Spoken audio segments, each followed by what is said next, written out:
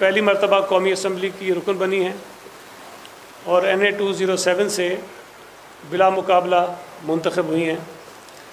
ये हमारे लिए ख़ुशी की बात भी है कि शहीद मोहतरमा बेनज़ीर भुट्टो साहिबा की साहिबजादी उसी असम्बली में जाएंगी जहाँ उनकी वालदा वज़ीर आज़म के तौर पर भी और लीडर ऑफ़ द अपोजिशन के तौर पर भी अपना किरदार अदा करती रही हैं। थोड़ा सा हमें अफसोस इस बात का है कि कुछ सियासी मुखालिफिन आसिफ़ा भुट्टो ज़रदारी साहिबा की इस कामयाबी को बिला वजह मुतनाज़ा बनाने की कोशिश कर रहे हैं। तो हमने ये मुनासिब समझा कि कुछ हक़ाइक़ आपके सामने रखें ताकि फिर इस मुल्क के लोग फ़ैसला करें कि जो लोग प्रोपेगेंडा कर रहे हैं, वावेला कर रहे हैं, वो किस हद तक दुरुस्त हैं और किस हद तक वो झूठ बोल रहे हैं।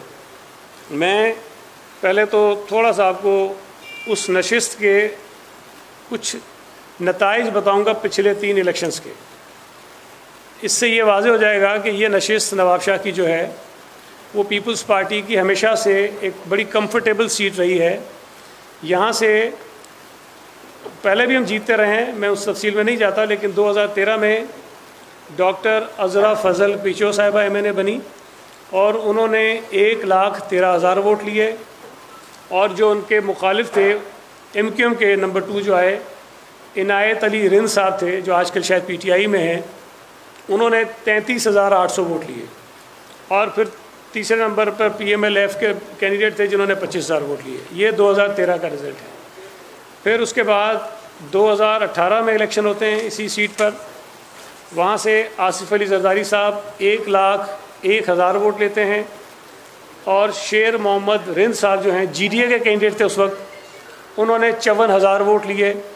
मतलब ये कि तकरीबन 50,000 की बरतरी आसिफ़ अली ज़रदारी साहब की उस वक्त भी थी।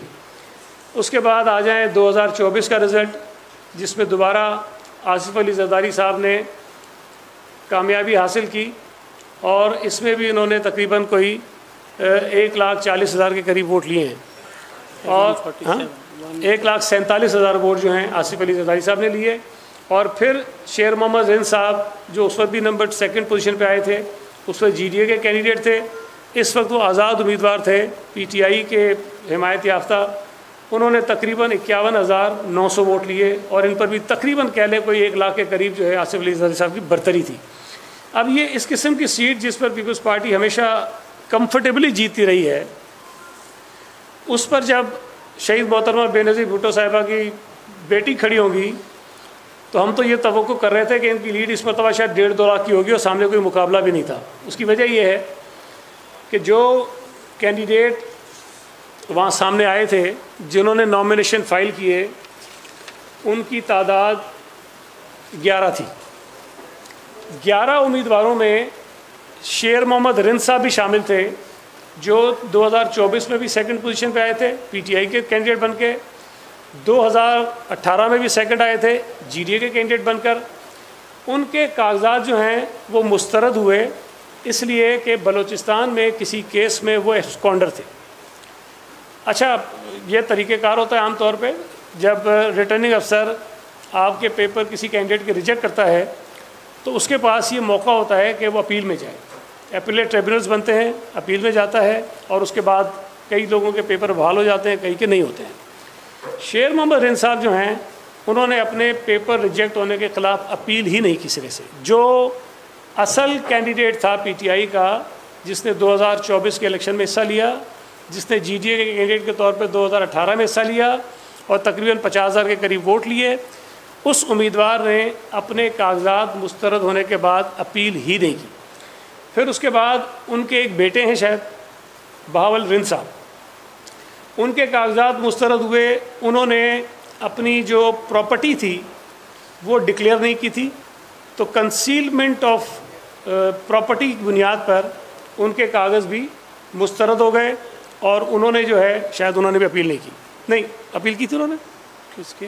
बहावल ने अपील की थी लेकिन वो वापस ले ली। हाँ, उन्होंने अपील की लेकिन अपील को उन्होंने परसू नहीं किया और अपील वो उनकी वापस हो गई। उसके बाद अली अकबर जमाली साहब हमारे पाकिस्तान पीपल्स पार्टी के सदर हैं, कवरिंग कैंडिडेट थे, उनके पेपर रिजेक्ट हुए। उसके बाद एक अब्दुल रसूल बिरोई साहब थे, उन्होंने बाद में विड्रॉ कर लिया। फिर उसके बाद ग़ुलाम मुस्तफ़ा रिंद साहब हैं, जो अभी ये कल से कह रहे हैं कि मुझे अगवा कर लिया था, उनके कागजात जो हैं वो मुस्तरद हुए, इसलिए कि वो डिफ़ॉल्टर थे हेस्को के। 4,10,000 रुपये का बिल था उनके ऊपर और उनके कागजात जो हैं वो मुस्तरद हो गए। उसके बाद इन्होंने भी अपील की अपनी, जो कानून के मुताबिक उनका राइट था, और एपलेट ट्रिब्यूनल ने उनके पेपर, उनकी अपील सुनने के बाद बहाल कर दिए, पेपर स्टोर किए और उनको ये मौका दिया कि आप अगले दिन 28 को ऑर्डर हुआ हाई कोर्ट का, और उनको कहा कि 29 तारीख को जो वर्किंग आवर्स होते हैं उसमें आप जाकर अपना बिल जो है वो अदा करें। और आरओ को ये डायरेक्शन इशू की कि ये अगर बिल अदा करके आ जाते हैं तो आप इनके पेपर जो है एक्सेप्ट कर लें। तो एक्सेप्ट हाई कोर्ट ने कर दिया था, इनको कहा था बिल आप जमा करा दें, इनको मौका दे दिया। अच्छा, इस दौरान में पाकिस्तान पीपल्स पार्टी के जो हमारे मकामी लीडर्स हैं, जिसमें चूँकि हमारे होम मिनिस्टर साहब का ताल्लुक भी उसी ज़िले से है, तो इन्होंने मुख्तलिफ़ जमातों से, मुख्तलिफ़ उम्मीदवारों से रब्ते किए, जो करती हैं सियासी जमातें, ताकि अपने कैंडिडेट के हक़ में वो विड्रॉ कर जाएँ, उनकी सपोर्ट करें। इनकी मुलाकातें हुई और उन मुलाकातों में वो राज़ी हो गए कि हम पीपल्स पार्टी के हक़ में विड्रॉ कर जाएंगे। अब इसमें दो बड़ी इंपॉर्टेंट चीज़ें हैं। जो एलिगेशन ये है हम पर कि उस कैंडिडेट को हमने कहीं गायब कर दिया था। अब सवाल ये पैदा होता है कि क्या उस कैंडिडेट को गायब करने से हमें कोई फ़ायदा होना था, क्या नहीं होना था। पहली बात कि कैंडिडेट को नहीं पेश होना था आरओ के पास, उस बिल ने पेश होना था, जो बिल अदा नहीं किया था उसने। बिल कोई शख्स भी अदा कर सकता है, बिल अदा करके आरओ के पास जमा हो जाता कि जी बिल पे हो गया, उसके पेपर बहाल हो जा रहे थे। कोई और इशू ही नहीं था, कहीं नहीं लिखा हुआ था कि इसने जाके कोई हलफनामा देना है, कुछ चीज़ करनी है। दूसरी बात यह है कि जब एक कैंडिडेट इस बात पर तैयार है कि मैं विड्रॉ कर जाऊँगा, तो उस कैंडिडेट को हमने गायब करके क्या हासिल कर लेना है। ऐसी कहीं कोई मजबूरी नहीं थी। अगर ये एलिगेशन जो लगा भी रहे हैं कि हमने गायब किया था, तो शायद हम उसको जब हाई कोर्ट वो जा रहा था उस वक्त गायब कर देते, ताकि हाई कोर्ट में उसकी अपील ही ना होती। उस वक्त तो कुछ भी नहीं हुआ।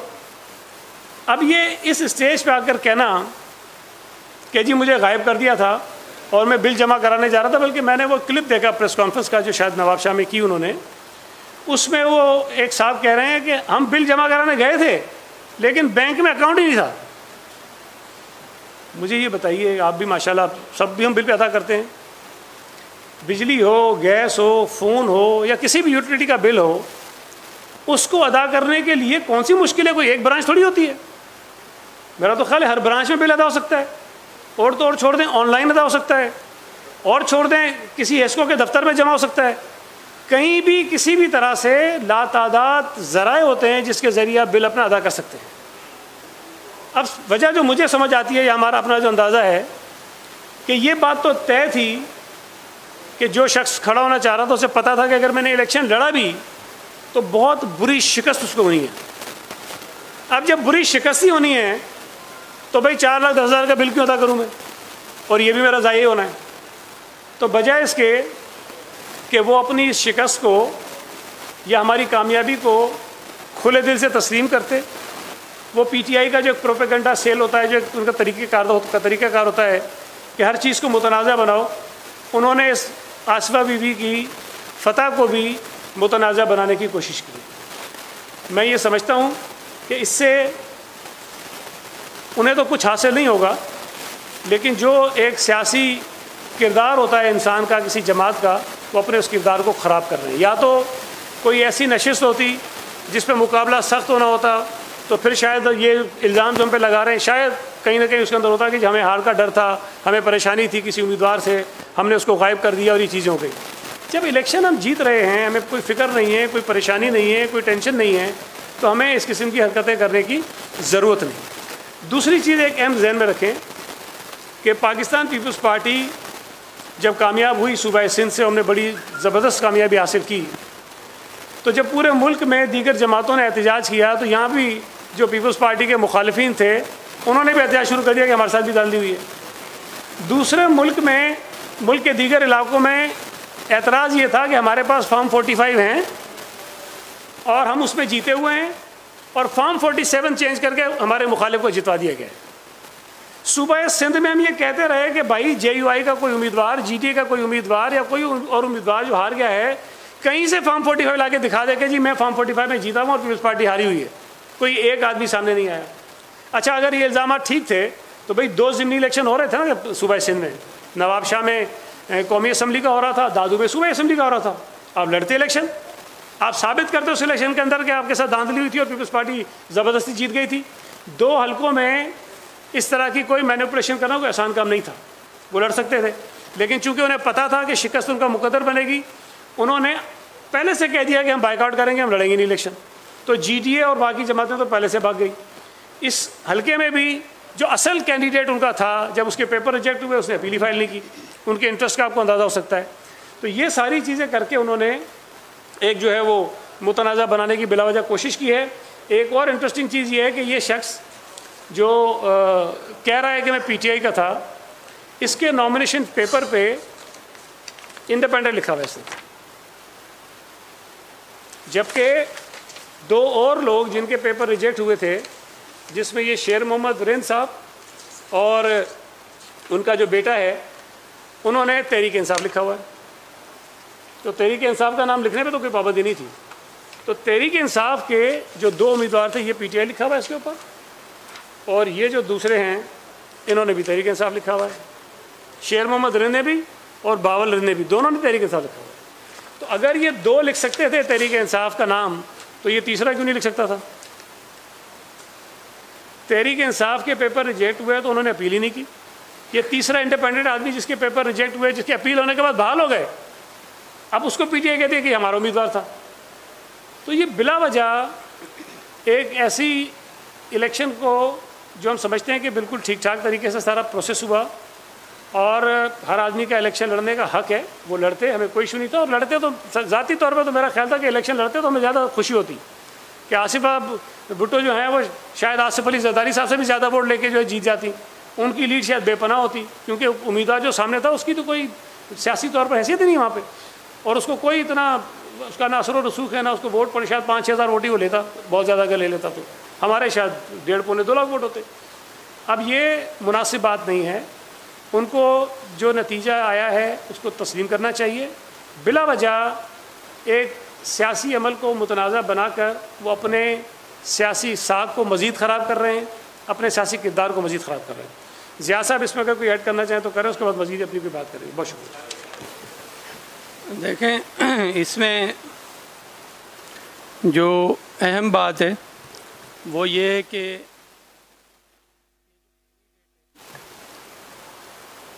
एक तो ये आज़ाद कैंडिडेट है, कोई इसका पॉलिटिकल बैकग्राउंड नहीं है। और कल कोई इन्होंने प्रेस कॉन्फ्रेंस की है नवाबशाह में, वहाँ एडमिट किया है कि हमारे पास ज़िया लंजार साहब आए, हमें उन्होंने रिक्वेस्ट की। ये एक पॉलिटिकल सिस्टम होता है कि ज़रूर अपोनेंट्स के पास जाया जाता है कि भाई ज़मनी इलेक्शन है और आपका एक ही ये आज़ाद उम्मीदवार, वो इनायत रिंद का कोई रिश्तेदार है। ये लड़का जो रिंद साहब प्रेस कॉन्फ्रेंस कर रहा है, जो एलिगेशन लगा रहा था कि मुझे गुम कर दिया गया है, तो उन्हें हमने रिक्वेस्ट की, उन्होंने एक्सेप्ट किया कि कल हम ये विड्रा कर देंगे लेकिन हमें फेस सेविंग दी जाए। तो मैंने कहा देखें आप जो भी तरीक़ेकार है, अब इसमें सब कोई भी कैंडिडेट नहीं बचा है। तहरीक लब्बैक के हमारे कैंडिडेट थे, उनको हमने रिक्वेस्ट की, उन्होंने विड्रा किया। और आज़ाद उम्मीदवार काफ़ी थे, जमायत उलमा इस्लाम वाले थे, उनको रिक्वेस्ट की। एक शहरी माहौल होता है, हर किसी के ताल्लुकात होते हैं। मैं अपने पूरी जो वहाँ पर लोकल तंजीम है उनको साथ लेकर गया। तो उसके बाद एक फरसूदा किस्म का इल्ज़ाम लगा देना कि सर हमें गुम कर दिया गया और हमारे फार्म रिजेक्ट हो गए। गुम करने से और फार्म रिजेक्ट करने से कोई ताल्लुक ही नहीं है, जैसे सईद भाई ने कहा है। ये फार्म आपका एक्सेप्ट हो गया था हाई कोर्ट में, सब्जेक्ट टू सब पेमेंट ऑफ 4,10,000 वापडा क्लियरेंस करनी थी, किसी ने भी कर देनी थी। इवन हम अक्सर हम पॉलिटिकल लोग हैं, हम फॉर्म जमा कराते हैं, कभी कभी ऐसे भी होता है कि आरओ के पास भी पैसे जमा कर दिए जाते हैं कि सर ये डिफ़ॉल्ट वाला अमाउंट मैं आपके पास एज ए सिक्योरिटी जमा कर रहा हूँ और मेरा फॉर्म बहाल किया जाए। ये काफ़ी बार प्रेसिडेंट्स हैं। तो ऐसे ये हमारी जो लीडर हैं आसफ़ा भुट्टो ज़रदारी साहिबा, उनकी एक पॉलिटिकल इनिंग्स का आगाज़ है और उसको एक ऐसे सोची समझी साजिश के तहत उसको एक मलाइन करने की कोशिश करना बुरी बात है। हर किसी को सियासत करने का हक़ है और हर शख्स पाकिस्तान में लिबर्टी रखता है कि वो सियासत करे और इज़्ज़त और नेक नामी से सियासत करे। तो ये एक दो चीज़ें थी। इसके अलावा लॉ एंड ऑर्डर के हवाले से आजकल काफ़ी प्रेस में चीज़ें गर्म हैं, ख़ास करके कराची में स्ट्रीट क्राइम्स के हवाले से और कच्चा एरिया जो हमारा सखर डिवीज़न है और लड़काना डिवीज़न है, उसमें स्पेशली शिकारपुर और कश्मीर लड़काना में और सखर में घोटकी, स्पेशली सखर के मैं समझता हूँ कि कंपैरेटिवली सखर डिस्ट्रिक्ट और खैरपुर डिस्ट्रिक्ट काफ़ी बेहतर है। उक्का दुक्का एक ज़िंदगी का कारोबार है, ये जो चलना है, इसमें क्राइम भी होगा और लेकिन हीनियस क्राइम्स के हवाले से ये हमारे डिस्ट्रिक्ट काफ़ी बेहतर हैं। तो मैं आपको एक तो बात ये बताता चलूँ कि जो कल मैंने रिपोर्ट ली है सखर डिवीज़न से, वहाँ पर हनी ट्रैप के जो किडनैपीज़ हैं सिर्फ 2 हैं अब तक, और जो फोर्स किडनैपिंग है वो 0 है एज़ पर रिकॉर्ड। और काफ़ी रिकवरीज़ हुई हैं वहाँ पर घोटकी में। और सीपेक की एक चल रही थी कि जो मुल्तान और सखर मोटरवे वो बंद हो जा रहा है, तो अल्हम्दुलिल्लाह वो ठीक है, वहाँ पर ट्रैफिक चल रही है और कोई भी वहाँ पर हिंड्रेंसेस नहीं हैं। उसके अलावा शिकारपुर के हमने एसपीज़ को चेंज किया है, सखर के एसपी को चेंज किया है, घोटकी के एसपी को चेंज किया है, तो काफ़ी अच्छे रिज़ल्ट आ रहे हैं। मैं अप्रिशिएट करूँगा कश्मीर के हमारे एसपी को, वो काफ़ी अंदर कच्चा एरिया में उनकी चल रही है कार्रवाइयाँ और काफ़ी हाइड आउट्स जो हैं उनके डाकुओं के वो उन्होंने मसमार किए हैं। और मेरे पास क्लिप्स भी हैं, आप अगर कहेंगे तो मैं आपके साथ शेयर कर दूंगा, जो मुझे कश्मीर से एसपी साहब ने रात भेजे हैं। उसमें उनकी जो फसलें थी डाकुओं की वो काफ़ी जला रहे हैं और हमारी कोशिश है कि हम अंदर तक जाकर और जो भी ख़ास करके जो कल्प्रिट्स हैं उनको नीस्तो नाबूद करें और उनके हमारी जो आवाम है उसको हम बेहतर माहौल दे सकें और अमन व अमान दे सकें।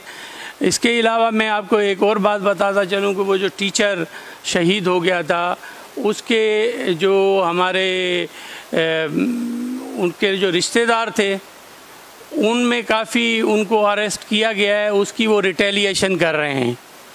लेकिन मैंने एसपी को कहा है कि जब तक मेन जवाबदार अरेस्ट नहीं होंगे हम उनकी जो भी रिप्लेसमेंट्स हैं जो इनके पास अरेस्ट हैं हम उनको नहीं छोड़ेंगे। और मैंने एक क्लियर मैसेज दिया हुआ है कश्मीर के एसपी को, शिकारपुर के एसपी को और घोटकी एसपी को कि कोई भी डाकुओं के साथ कोई भी रियायत नहीं की जाएगी। और मैं समझता हूं कि ये हम उनको चांस दें अपने पुलिस ऑफिसर्स को, और मुझे उम्मीद ये है कि हमारे पुलिस ऑफिसर्स में इतनी सलाहियत है कि वो अपना काम बेहतर तरीके से कर सकते हैं। और मैं ये इस चीज़ की अश्योरेंस देता हूँ आप लोगों को, सिंध की आवाम को, कि हम अपर एरिया में जो अपर सिंध है उसमें इंशाल्लाह आपको अमन व अमान करा के देंगे। इंडस हाईवे चल रहा है लेकिन उक्का दुक्का इश्यूज़ हो रहे हैं क्योंकि डाकुओं के हाइड आउट्स पर जो उनके घरों को मसमार किया जा रहा है उसका वो ज़रूर जवाब देने के लिए कोशिश करें। और जो क्रिमिनल होता है वो बड़ा मक्कार भी होता है और कमज़ोर भी होता है दिल का, ऐसे नहीं है कि वो कोई बहुत बहादुर होता है और ये मकारियाँ कर कर वो हमारी आवाम को नुकसान देते हैं। उसके लिए हमारी पुलिस, हमारे जवान, मैं तो उनको अप्रिशिएट करूँगा कि उनकी कुर्बानियाँ भी हैं हमारी सिंध के लिए, हमारी आवाम के लिए, अमन व अमान के लिए। मैं उनको अप्रिशिएट भी करूँगा और आपकी प्रेस की तवज्जो से मैं कहूँगा कि पुलिस को ज़रूर आप बैकअप करें और उनका मोराल बुलंद करें ताकि वो कच्चे के एरिया में लड़ सकें। और इसके लिए आईजी साहब भी नए आ गए हैं। अब योम अली का इवेंट है यहाँ पर, उस वजह से हम अपर सिंध का विज़िट आफ्टर योम अली कर रहे हैं और वहाँ एक लाएअमल बनाकर और वहाँ पर ऑपरेशन बाज़ाब्ता ऑपरेशन करेंगे। 1000 नफरी का मैंने आईजी साहब को कहा है कि घोटकी और 1000 एक्स्ट्रा नफरी जो है कश्मीर डिस्ट्रिक्ट में हम वहाँ पर लगाएंगे और कुछ यूनिट जो हैं एसएसयू के कमांडोज़ के वहाँ पर हम तैनात करने जा रहे हैं। उसके अलावा कराची में स्ट्रीट क्राइम्स के हवाले से 1-2 नोटिस वगैरह भी हुए हैं और मैं समझता हूँ कि हर मकतबा फ़िक्र, हर वो अथॉरिटी उसको ज़रूर इस चीज़ पर देखना चाहिए और फैक्ट्स फिगर्स को भी उन्हें देखना चाहिए। इसमें कोई भी वो ज़रूर मुझे फीडबैक देंगे इंशाल्लाह।